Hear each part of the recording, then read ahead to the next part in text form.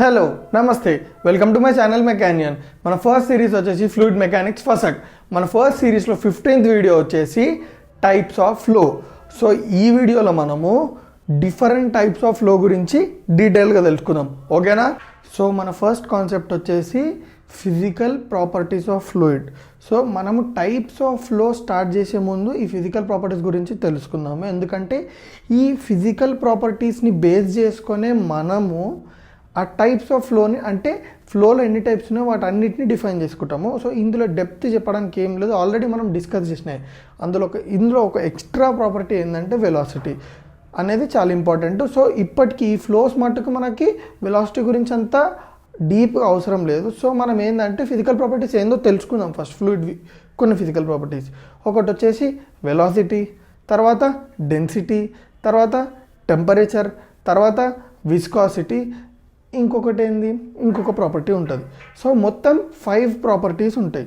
So ఈ 5 ప్రాపర్టీస్ని base చేసుకొని మనము ఫ్లూయిడ్ ఫ్లోస్ని డిఫైన్ చేసుకుంటాము, ఓకేనా? అర్థమైందా?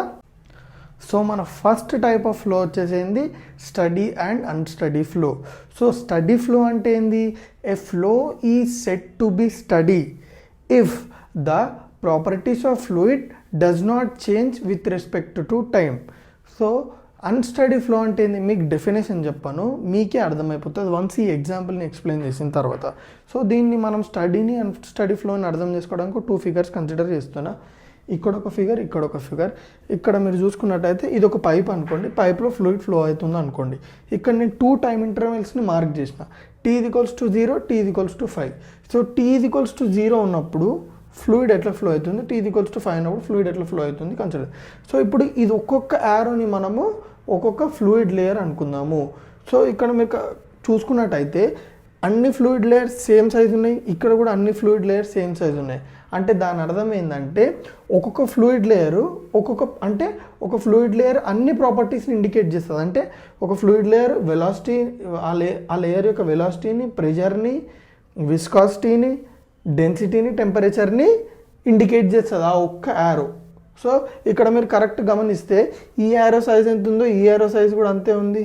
అన్ని యారోస్ సేమ్ ఉన్నాయి. ఎట్ ద సేమ్ టైం t=0లో యారో సైజ్ సేమ్ ఉన్నాయి, t=5లో కూడా యారో సైజ్ సేమ్ ఉన్నాయి. అంటే దాని అర్థం ఏంది, ఈ ఫ్లూయిడ్ లేయర్స్ అన్నీ ప్రాపర్టీస్, అంటే ఈ ఫ్లూయిడ్ లేయర్ ప్రాపర్టీస్ అనేవి చేంజ్ కావట్లేదు. t=0 ఉన్నప్పుడు ఫ్లూయిడ్ లేయర్ ప్రాపర్టీస్ వాల్యూస్ ఏవైతున్నాయో t=5 ఉన్నప్పుడు కూడా ఫ్లూయిడ్ లేయర్ ప్రాపర్టీస్ అవే ఉన్నాయి. ఎందుకంటే ఈ యారో సైజ్ సేమ్ ఉంది. ఈ యారో సైజ్ని ఏమి ఇండికేట్ చేస్తుంది, ఆ యారో యొక్క అన్ని ప్రాపర్టీస్ని ఇండికేట్ చేస్తుంది. ఆ సైజ్ వచ్చేసి ఆ యారో ఫ్లూయిడ్ లేయర్ యొక్క అన్ని ప్రాపర్టీస్ వాల్యూని ఇండికేట్ చేస్తుంది.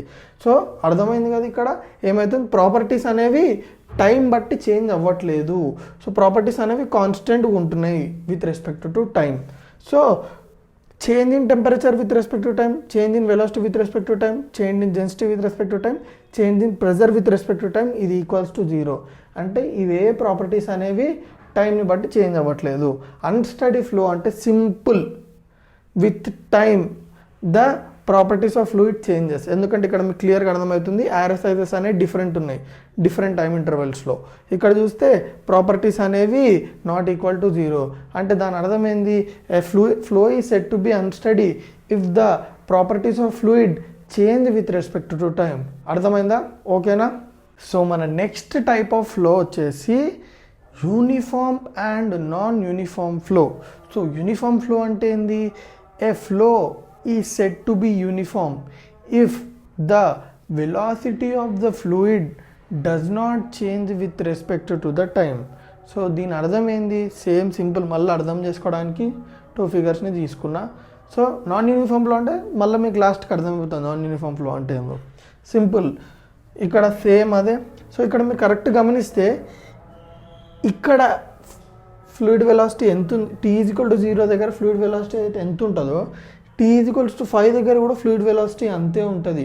అంటే దాని అర్థం ఏంది, ∂V అంటే change in v by ∂T change in time, అంటే change in velocity with respect to change in time అనేది అవుతుందా? అవ్వట్లేదు. There is no change in velocity with respect to time. ఎందుకంటే t=0 దగ్గర v వాల్యూ ఎంత అవుతుందో t=5 దగ్గర కూడా అంతే ఉంది.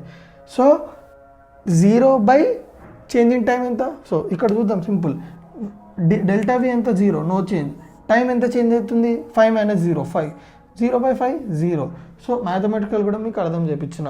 So change in velocity is zero, then it is called non uniform flow.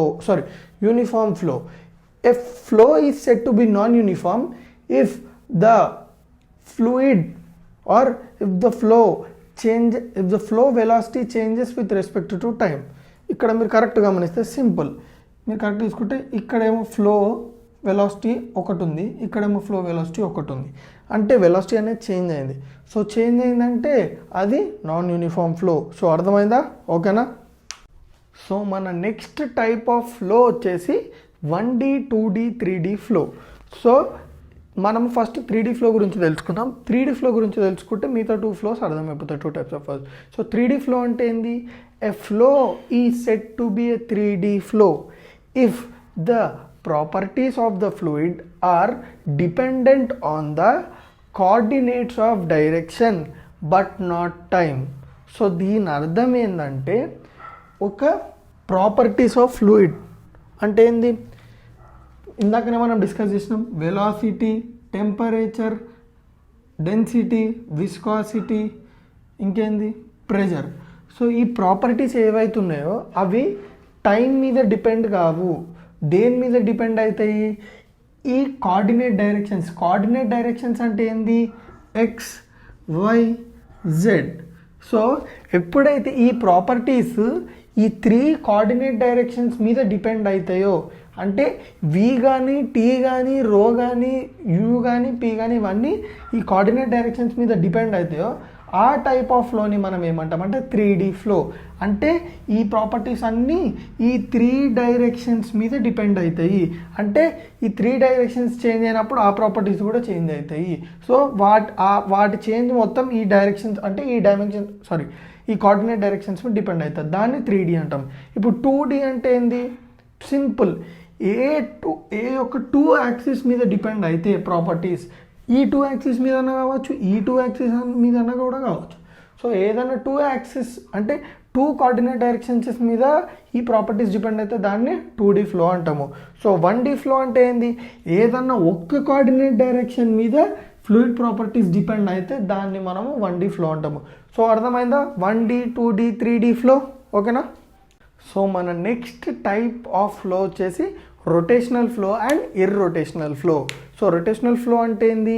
A flow is said to B rotational if the fluid particles rotate about their mass centres in the direction of flow.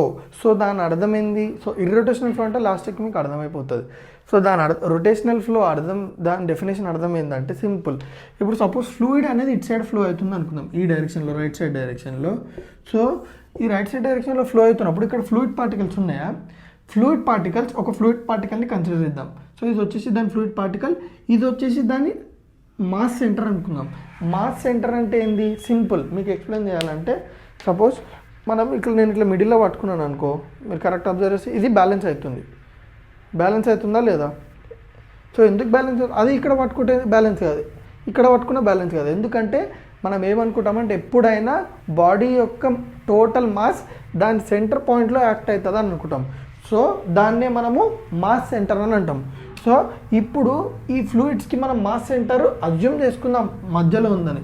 So ఈ rotational ఫ్లోలో ఏమవుతుందంటే ఎప్పుడైతే ఒక fluid ఒక డైరెక్షన్లో flow అవుతుందో అందులో ఉన్న ఫ్లూయిడ్ పార్టికల్స్ ఏమవుతుందంటే దాని సెంటర్ని యాక్సిస్గా బేస్ చేసుకొని తిరగడం. అంటే ఇంకో సపోజ్ ఇది సర్కిల్ అనుకో, ఇట్లా అబౌట్ సెంటర్ ఇట్లా.